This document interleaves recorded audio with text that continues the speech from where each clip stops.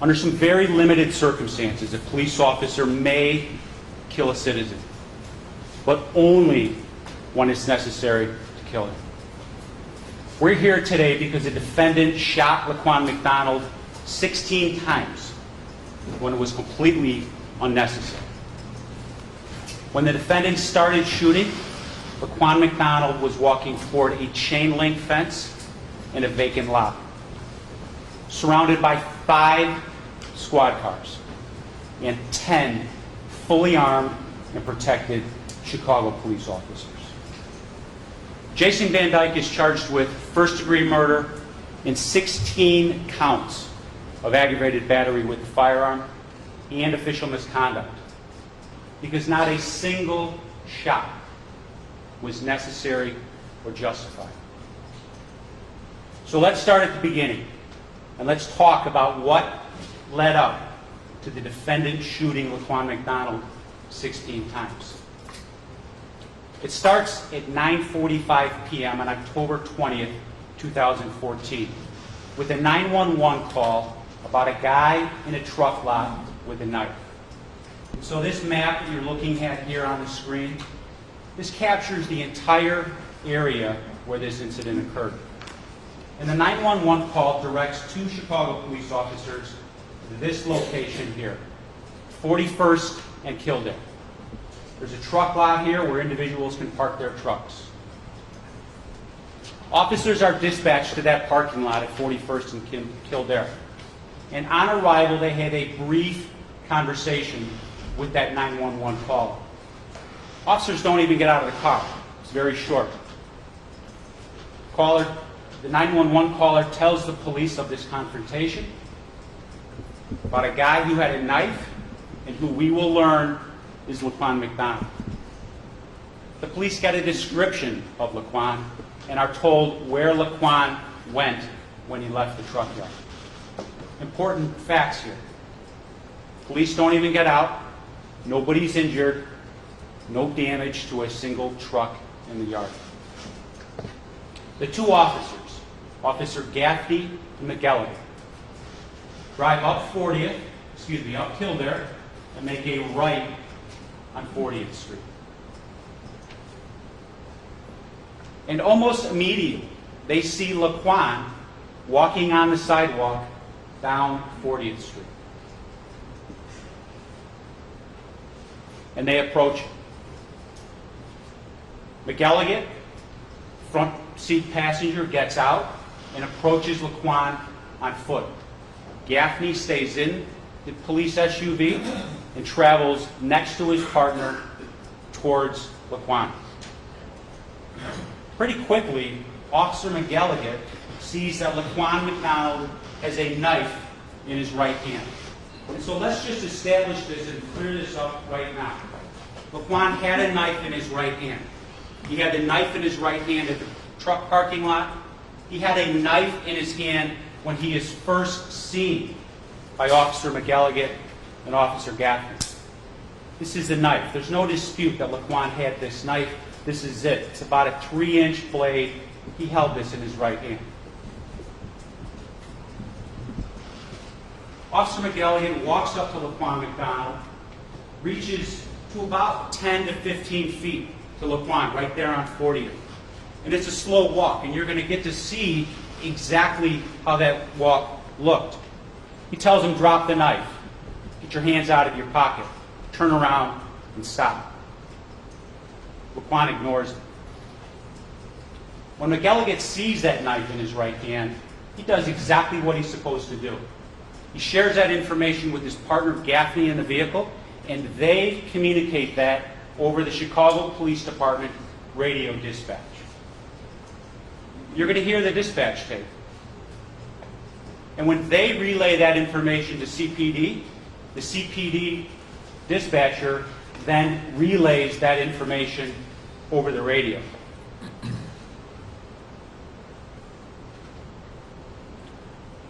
And sure enough, they call out for a taser.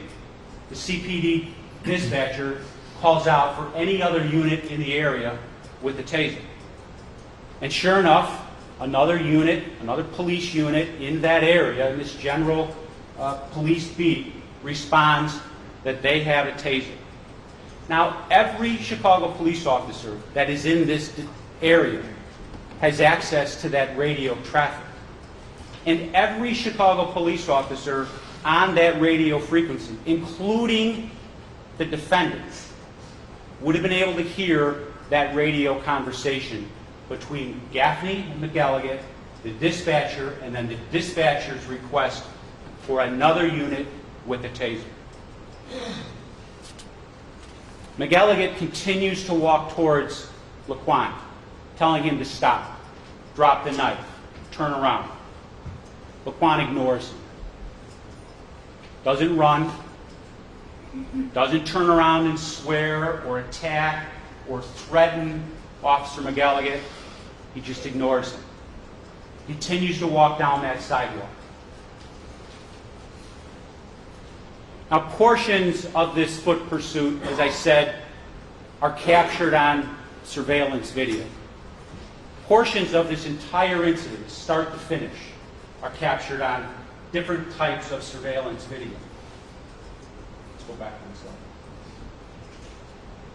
The incident starts here, it ends here, and as we progress all along this route, the red line with the dotted line, we're going to get to see bits and pieces of video that was captured from businesses, bits and pieces of video that was captured from dash cam from police vehicles. I also want you to understand right from the beginning that none of this video has sound, but we're going to get to see exactly what happened. So as Officer Gaffney stays in his SUV, Laquan walks on the parking lot with Officer McElligott 10 to 15 feet behind Laquan. They reach this building here. This is the Greater Chicago Food Depository. And the Greater Chicago Food Depository has surveillance cameras on this corner and they're both facing down towards 40th and the sidewalk, exactly where Laquan, McElligott, and Gaffney are walking. And this is our first opportunity to see on video exactly what happened. What you're seeing here is Laquan McDonald walking on the sidewalk, followed by Officer McElligott, Officer Gaffney, and the SUV.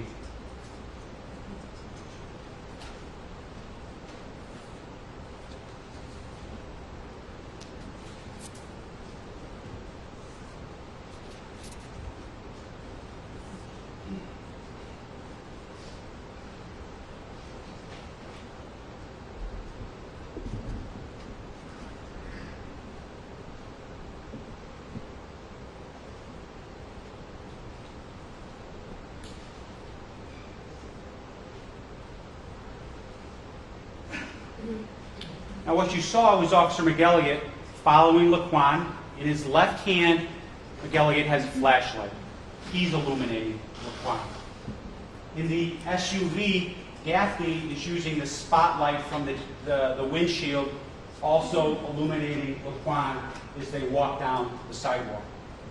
Now when they reach this next intersection, the intersection of 40th and Karloff, Officer Gaffney from the SUV decides to try to make a maneuver to end the foot pursuit. And as he reaches Karloff, as Officer Gaffney reaches Karloff, he turns his SUV immediately in front of Laquan as Laquan is leaving the sidewalk onto the street of Karloff. When he does that, Laquan's got the knife in his right hand. He hits the front windshield with the knife. Now, nobody's sitting in the car where he hits the windshield because McElligott was sitting there, but he's outside of the squad 10 to 15 feet behind Laquan. So he strikes the windshield, and he pops the front right tire of the police vehicle with the knife. Tire goes flat, the walk continues. Nobody's hurt. Gaffney stays in the car driving the squad. McElligott, still on foot, still within 10 to 15 feet, and feels safe enough to continue to walk behind Laquan McDonald after this. Over the radio, again, they relay that information. He popped our tire. Now, other units are responding to this area. Laquan, McElligott, and Gaffney continue along 40th. And as 40th intersects with Pulaski, there's a Burger King here, and there's a parking lot adjacent to the Burger King. As Laquan, McElligott, and Gaffney reach the Burger King, we have our second video that we get to see exactly what happened. Laquan is going to cut through the parking lot. And here's the second video we get to see.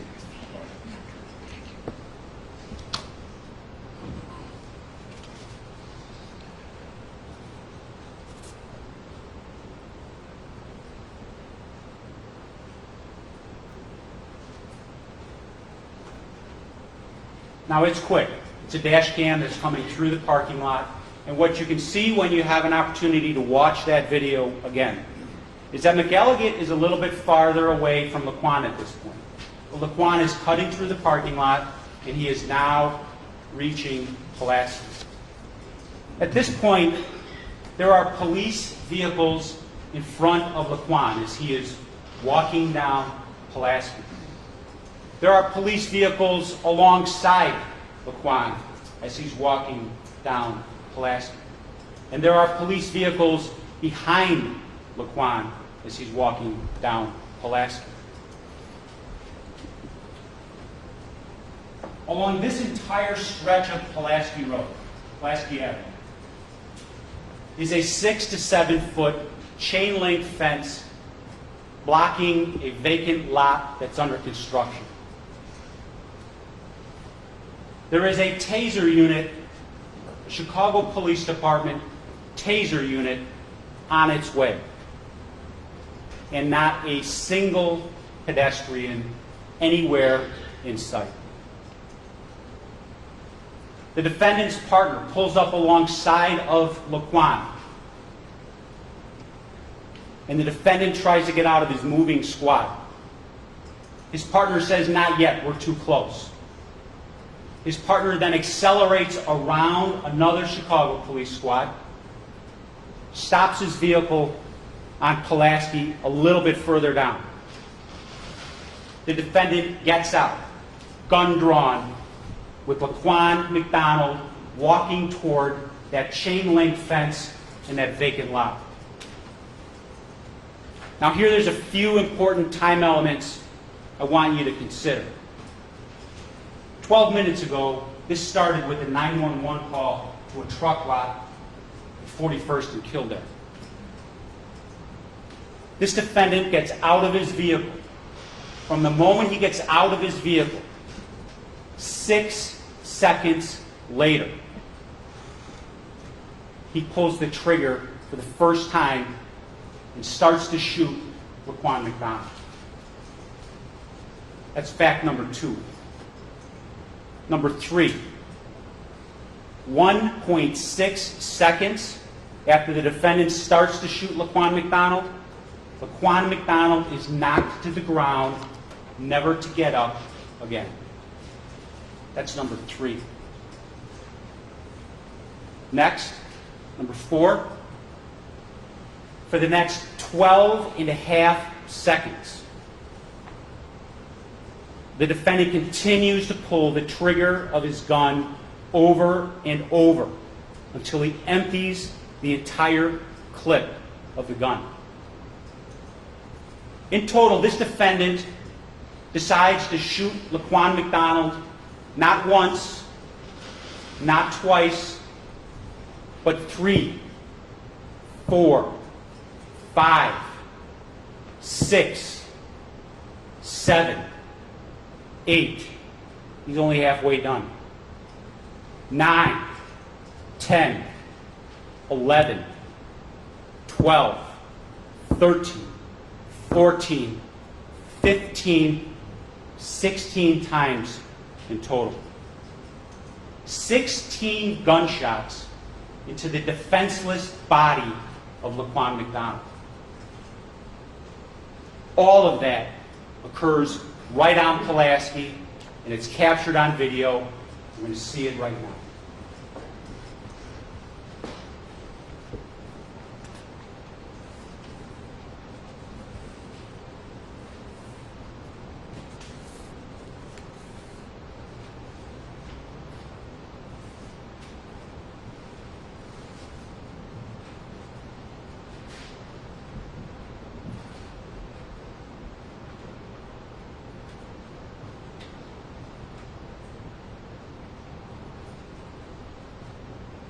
What you saw right there at the end of that video clip is the defendant's partner walking up to the body of Laquan McDonald and kicking that knife from the ground away. And right before that happened, right before his partner walks up and kicks the knife away, what is the defendant doing? He attempts to reload his gun with 16 more. Until his partner stops him and says, "We got this." The defendant did all of this. Every single shot. Well, Laquan McDonald was surrounded by 5 squad cars, 10 fully armed and protected Chicago police officers, including himself. Another taser unit from the Chicago Police Department literally moments away. A chain link fence, 6 to 7 feet tall, protecting this vacant lot, and not a single pedestrian anywhere in sight. During the 6 seconds that Jason Van Dyke was outside of his squad, and he saw Laquan walking with a knife toward that vacant lot on Pulaski, this defendant, he didn't know a thing about any medical condition that Laquan McDonald had. He had absolutely no idea about the autopsy findings that wouldn't come out for weeks and months later that showed there was PCP in the system, in the body of Laquan McDonald.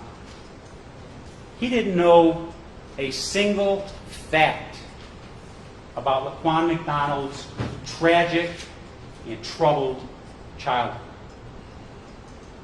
What he did know, what he did see, was a black boy walking down the street on Pulaski towards a chain link fence and having the audacity to ignore the police.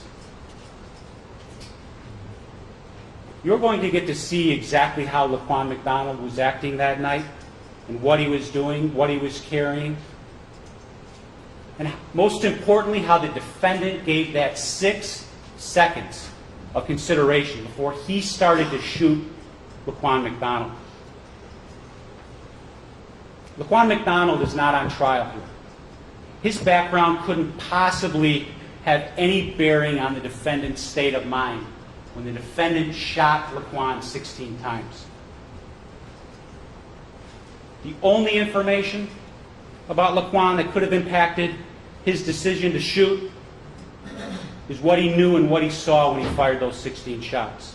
And fortunately for us and for you, everything the defendant knew or heard about the incident and Laquan has been recorded on these videos, these dash cams, the radio traffic, and he knew all of that. The defendant knew all of that when he chose to shoot Laquan 16 times. When I started, I told you, and I'm going to repeat it again here, the police officer has legal right to use force, and even deadly force, but only when it's necessary. What was necessary that night, October 20th, 2014, was the arrest of Laquan McDonald. But it was not necessary to kill Laquan to do so. Ladies and gentlemen, after you have heard all the evidence in this case, you will see that it was not necessary to shoot Laquan McDonald a single time, let alone 5 times or 10 times or 16 or any of those in between. And that he, this defendant, is guilty of first-degree murder. He's guilty of all 16 counts of aggravated battery with firearm. And because he did all of this in his official capacity as a Chicago police officer, he's guilty of official misconduct. Thank you.